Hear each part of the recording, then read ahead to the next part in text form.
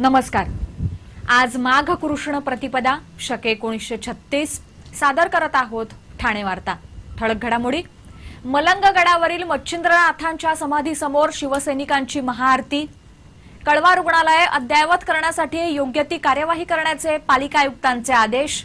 आणि बेडेकर महाविद्यालयातील ग्रंथालयात ठाण्यातील पहिल्या ब्रेल विभागाचा शुभारंभ। या आणि इतर घडामोडी विस्तृतपणे पण काही क्षणातच। ठाणे वार्ता पहा श्रीस्थानक वाहिनीवर। आता सकाळी 9:15 पासून रात्री 9:15 पर्यंत ठाणे वार्ता, ठाण्यातील पहिलं दृकश्राव्य माध्यम। श्रीस्थानक वाहिनी ठाण्याची स्वतःची वाहिनी। ठाण्यातील घडामोडी, कार्यक्रम, वादविवाद, अगदी गाणी, नाटक याचा आनंद घर बसल्या पहा श्रीस्थानक वाहिनी। आपल्या ठाण्याचं हक्काचं व्यासपीठ श्रीस्थानक वाहिनी। ठाणे वार्ता आता संकेतस्थळावर देखील ठाणेवार्ता.com वर क्लिक करा आणि ठाण्याच्या घडामोडी जाणून घ्या। ठाण्यातील पहिलं ऑनलाईन माध्यम ठाणेवार्ता.com। नमस्कार मंडळी, दर रविवारी पाहायला विसरू नका। नमस्कार मंडळी, आपल्या प्रश्नांचं थेट उत्तर। ठाणे वार्ता पहा श्रीस्थानक वाहिनीवर। आता सकाळी 9:15 पासून रात्री 9:15 पर्यंत ठाणे वार्ता, ठाण्यातील पहिलं दृकश्राव्य माध्यम। जय मलंग श्री मलंगच्या जल्लोषात आणि ढोल ताशांच्या गजरात हजारो शिवसैनिकांनी मलंगगड मुक्तीसाठी आंदोलन छेडलं। सह्याद्रीच्या पर्वतरांगांमध्ये असलेल्या डोंगरावर नाथपंथीय मच्छिंद्रनाथ बाबांची समाधी आहे। मूळ हिंदूंच्या असलेल्या या देवस्थानाबाबत कालांतरानं धार्मिक वाद निर्माण झाला। त्यामुळे तिथे हिंदूंची वहिवाट निर्माण करण्यासाठी शिवसेनेचे तत्कालीन जिल्हा प्रमुख आनंद दिघे यांनी मलंगगड आंदोलनाची सुरुवात केली। आनंद दिघे असताना या आंदोलनाला धार होती, मात्र आता हे आंदोलन म्हणजे निव्वळ उपचार राहिला आहे। हजारो मलंग भक्त मलंगगड मुक्तीसाठी गडावर धडकले होते। मलंग गडावर असलेलं मलंग मच्छिंद्रनाथ मंदिर हे मूळचं हिंदूंचं देवस्थान आहे। माया मच्छिंद्रनाथांनी या स्थानावर अमरनाथांना दीक्षा दिल्यामुळे दीक्षास्थान म्हणून नवनाथांचं हे महत्त्वाचं स्थान आहे। हिंदूंच्या दुर्लक्षपणामुळे हे देवस्थान धोक्यात आलं आहे। मुसलमानांनी न्यायालयात धाव घेतल्यानंतर हे मंदिर सर्वधर्मीय स्थान असल्याचं न्यायालयानं घोषित केलं। मात्र शिवसेनेनं उच्च न्यायालयात केलेल्या दाव्यात हे देवस्थान सर्वधर्मीय स्थान नसून हिंदूंचं देवस्थान असल्याचा दावा केला असून या स्थानाला हिंदूंचं स्थान म्हणून मान्यता द्यावी अशी शिवसेनेची मागणी आहे। मलंगगडावर मच्छिंद्रनाथांच्या समाधीची विधिवत पूजा आणि घंटानाद आरती करून मलंगगडावर माघी पौर्णिमेचा उत्सव साजरा करण्यात आला। यावेळी शिवसेनेतर्फे समाधीवर भगवी शाल अर्पण करण्यात आली। दरवर्षीप्रमाणे यंदाही शिवसैनिक मलंगगडावर भगवे झेंडे घेऊन कूच करण्याचा प्रयत्न करत होते, मात्र पोलिसांनी अचानक भगवे झेंडे नेण्यास मनाई केली। तसंच काठ्या नेण्याचाही मज्जाव करण्यात आला। यावरून काही काळ पोलीस आणि शिवसैनिकांमध्ये वाद निर्माण झाला होता। पालकमंत्री एकनाथ शिंदे यांनी हिंदूंची परंपरा आणि उत्सवावर गदा आणलीत तर याद राखा असा इशारा देत धारेवर धरल्यानंतर पोलीस अधिकारी नरमले। पोलिसांची ही बंदी झुगारत भगव्या झेंड्यासह शिवसैनिकांनी मलंगगडावर कूच केली। कळव्यातील महापालिकेचं छत्रपती शिवाजी रुग्णालय अद्ययावत करण्यासाठी ज्या गोष्टींची आवश्यकता आहे त्याबाबत योग्य ती कार्यवाही त्वरित करण्याचे आदेश महापालिका आयुक्त संजीव जयस्वाल यांनी दिले आहेत। महापालिका आयुक्त संजीव जयस्वाल यांनी काल कळवा मुंब्र्याची पाहणी करून नागरी समस्यांचा आढावा घेतला, त्यावेळी त्यांनी हे आदेश दिले। महापालिका आयुक्तांनी साकेत रस्त्यावरील साकेत कळवा दरम्यान बांधण्यात येणाऱ्या पुलाची माहिती घेऊन पुढील कार्यवाही करण्याचे आदेश दिले। कळवा खारेगाव विकास आराखड्यातील रस्त्याचीही त्यांनी पाहणी केली। त्यानंतर कळवा रुग्णालयाला भेट दिली। कळवा प्रभाग समिती कार्यालयात वरिष्ठ अधिकाऱ्यांची भेट घेऊन नागरी समस्यांचा त्यांनी आढावा घेतला। मनीषानगरमधील जुन्या जलकुंभाची पाहणी करून धोकादायक असलेला जलकुंभ पाडण्याचे आदेश त्यांनी यावेळी दिले। कळवा रेल्वे स्थानकाला भेट देऊन सॅटिशच्या धर्तीवर होणाऱ्या प्रकल्पाचा आढावा त्यांनी घेतला। त्यानंतर पारसिक रेतीबंदर विसर्जन घाटाला त्यांनी भेट दिली। त्यानंतर मुंब्रा रेल्वे स्थानकाला भेट देऊन मुंब्रा रेल्वे स्थानक रस्त्यावरील सर्व अतिक्रमण हटवण्याचे आदेश दिले। मुंब्रा प्रभाग समिती कार्यालयात त्यांनी नागरी समस्यांचा आढावा घेतला। प्रभागातील कर आणि पाणीपट्टी वसुली करणं, अतिक्रमण विरोधी कारवाई तीव्र करणं, साफसफाई आणि नागरी समस्यांचा आढावा घेऊन आवश्यक ती कारवाई करण्याचे आदेश त्यांनी यावेळी दिले। कौसा क्रीडा संकुल, बीएसयूपी प्रकल्पांतर्गत बांधण्यात आलेली घरं तसंच मापे शेळ रस्त्यावरील खदानीचीही त्यांनी पाहणी केली। पालिका आयुक्तांनी आपल्या पाहणी दरम्यान प्रभागातील समस्या जाणून घेण्याच्या दृष्टीने नागरिकांशीही मनमोकळा संवाद साधला। मलंग गडावरील सुविधांसाठी खासदार श्रीकांत शिंदे यांनी पुढाकार घेतला असून खासदार निधीतून 60 लाख रुपये त्यांनी दिले आहेत। कल्याणपासून 11 किलोमीटर अंतरावरील मलंग गडावर मच्छिंद्रनाथांची समाधी हे हिंदूंचं श्रद्धास्थान आहे।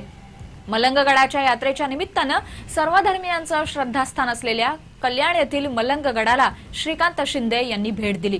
मलंग गडावर जाण्यासाठी उपलब्ध असलेल्या पायऱ्यांची दुरावस्था झाल्यानं भाविकांचे हाल होत असल्याची दखल घेऊन पायऱ्यांच्या दुरुस्तीसाठी खासदार निधीतून 30 लाख रुपये देण्याचा निर्णय त्यांनी घेतला आहे।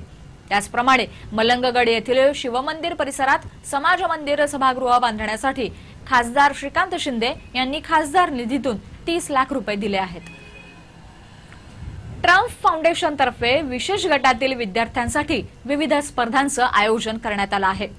होली क्रॉस शाळेच्या पटांगणावर ट्रम्प रन 2015 या अंतर्गत 6 ते 17 वयोगटातील विशेष मुलामुलींसाठी मैदानी खेळ, चित्रकला, मातीच्या कामाच्या विविध स्पर्धा आयोजित करण्यात आल्या आहेत।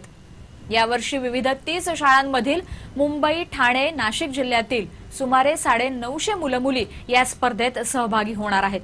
प्रत्येक गटातील प्रथम, द्वितीय, तृतीय विजेत्यांना पारितोषिकं दिली जाणार आहेत। गेली 15 वर्ष या स्पर्धेचं आयोजन केलं जात आहे। ठाणे वार्ता पहा श्रीस्थानक वाहिनीवर।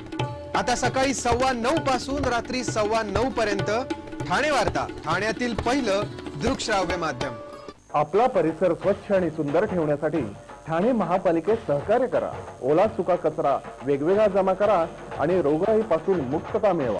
ठाणे वार्ता आता संकेतस्थळावर देखील ठाणेवार्ता.com वर क्लिक करा आणि ठाण्याच्या घडामोडी जाणून घ्या।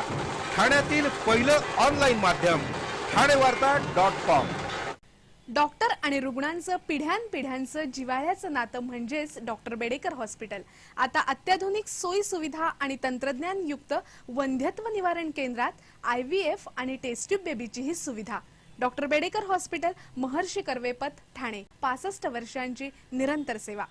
जयपुरी ज्वेलरी एक्झिबिशन कम सेल, 50% बचत। American diamond sets, mangalsutra, fancy bracelet, fancy earring top, radium आणि गोल्ड प्लेटेड बांगड्या आणि अन्य ज्वेलरी फक्त जयपुरी ज्वेलरी एक्झिबिशन मध्ये, अशोका बेसमेंट जवळ, गोखले रोड, नौपाडा, ठाणे पश्चिम। ठाणे वार्ता पहा श्रीस्थानक वाहिनीवर। आता सकाळी 9:15 पासून रात्री 9:15 पर्यंत ठाणे वार्ता, ठाण्यातील पहिलं दृकश्राव्य माध्यम। जगामध्ये असलेल्या एकूण साहित्यापैकी अवघं 5% तर भारतात अवघं 0.5% साहित्य ब्रेल लिपीमध्ये असून ब्रेल साहित्याविषयी उदासीनता असल्याची खंत दृष्टीहीनांसाठी मोठं काम करणाऱ्या आणि स्पर्शज्ञान या नियतकालिकेचे संपादक स्वागत थोरात यांनी व्यक्त केली। विद्याप्रसारक मंडळाच्या जोशी बेडेकर महाविद्यालयाच्या ग्रंथालयात ठाण्यातील पहिला दृष्टीहीनांसाठी ब्रेल विभाग सुरू करण्यात आला असून याचं उद्घाटन विद्याप्रसारक मंडळाचे कार्याध्यक्ष डॉक्टर विजय बेडेकर यांच्या हस्ते झालं। त्यानंतर झालेल्या कार्यक्रमात थोरात बोलत होते। प्रज्ञाचक्षु आज्ञावलीमुळे ब्रेलमधील छपाईमध्ये क्रांती झाली असून ब्रेल लिपीमध्ये सर्वात जास्त साहित्य हे मराठीत असल्याचं थोरात यांनी सांगितलं। महाविद्यालयाच्या या ग्रंथालयात 1 लाखांच्या वर ग्रंथसंपदा असून या ग्रंथालयाचं संगणकीकरण झालं आहे। या ग्रंथालयाचं महत्त्वाचं वैशिष्ट्य म्हणजे संदर्भ ग्रंथ। या संदर्भ ग्रंथ दालनात प्रामुख्यानं सामाजिक, अर्थ, व्यवस्थापन, वाणिज्य आणि विज्ञान या विषयात संशोधन करण्यासाठी माहितीचा संग्रह उपलब्ध आहे। या ग्रंथालयात दृष्टीहीनांसाठी वाचकही पुरवले जातात। त्याचबरोबर संगणकावरील ज्ञान साहित्याचा लाभ घेता यावा म्हणून 2 संगणकांवर स्क्रीन रीडर प्रणाली उपलब्ध करून देण्यात आली आहे। याचा लाभही दृष्टीहीन विद्यार्थी घेत असतात। आता या ग्रंथालयात ब्रेल लिपीमधील वाचन साहित्य उपलब्ध करून देण्यात आलं असून यामध्ये मधु मंगेश कर्णिक यांच्यापासून ते पु ल देशपांडे अशा सुप्रसिद्ध लेखकांचे ग्रंथ उपलब्ध करून देण्यात आले आहेत। विद्याप्रसारक मंडळाच्या महाविद्यालयांमध्ये कनिष्ठ विभागात 3, वरिष्ठ विभागात 2 तर पदव्युत्तर विभागात 2 असे एकूण 7 दृष्टीहीन विद्यार्थी शिक्षण घेत असून 3 प्राध्यापकही दृष्टीहीन आहेत। दृष्टीहीनांसाठी आवश्यक ते सर्व सहकार्य देण्याचं आश्वासन यावेळी विद्याप्रसारक मंडळाचे कार्याध्यक्ष डॉक्टर विजय बेडेकर यांनी दिलं। घंटाळी प्रबोधिनी संस्थेतर्फे अलीकडेच 2 दिवसीय बालमहोत्सवाचं आयोजन करण्यात आलं होतं। महापौर संजय मोरे यांच्या हस्ते या बालमहोत्सवाचं उद्घाटन झालं। या बालमहोत्सवामध्ये paper quilling, terracotta art, wire art, newspaper art, कोरीव काम, मुखवटा कलाकृती तसंच मातीची भांडी बनवणं अशी विविध प्रकारची प्रात्यक्षिकं सादर करण्यात आली। कॅलिओग्राफीवर अच्युत पालव यांच्या शिष्यांनी प्रात्यक्षिकं सादर केली, तर प्रथमच आफ्रिकन वाद्यावर शिवकालीन शस्त्रास्त्रांचं प्रात्यक्षिक सादर करण्यात आलं। यावेळी लहान मुलांसाठी विविध गाण्यांवरती मनोरंजनात्मक कार्यक्रम सादर करण्यात आले। या बालमहोत्सवात व्यंगचित्र, रेखाटन, टॅटू पेंटिंग, बलून आर्ट, नेल आर्ट, कॅनव्हास तसंच पेपर कॅप आणि पेपर हॅटचीही दालनं होती। यात संबंधित कलेची प्रात्यक्षिकं सादर केली जात होती। या बालमहोत्सवास मुलांचा मोठा प्रतिसाद मिळाला। ठाण्यातील ग्रामदेवी समजल्या जाणाऱ्या घंटाडी देवीचा वर्धापन दिन काल साजरा करण्यात आला। या निमित्तानं देवीची षोडोपचार्य पूजा, सप्तशतीचा पाठ, पारंपरिक गोंधळ आयोजित करण्यात आला होता, तर दीपमाळ प्रज्वलित करण्यात आली होती। वर्धापन दिनानिमित्त देवीला चांदीचा मुखवटा लावण्यात आला होता। मंदिर फुलांनी सजवण्यात आलं होतं। घंटाडी मंदिर हे ठाण्यातलं एक प्राचीन मंदिर आहे। ठाण्याचे गॅझेटियर 1882 मध्ये सर्वप्रथम प्रसिद्ध झालं। या गॅझेटियरमध्ये कोपिनेश्वर मंदिराबरोबर घंटाडी देवी मंदिराचाही उल्लेख आढळतो। सरकारी कागदपत्रांनुसार हे मंदिर 233 वर्ष जुनं आहे।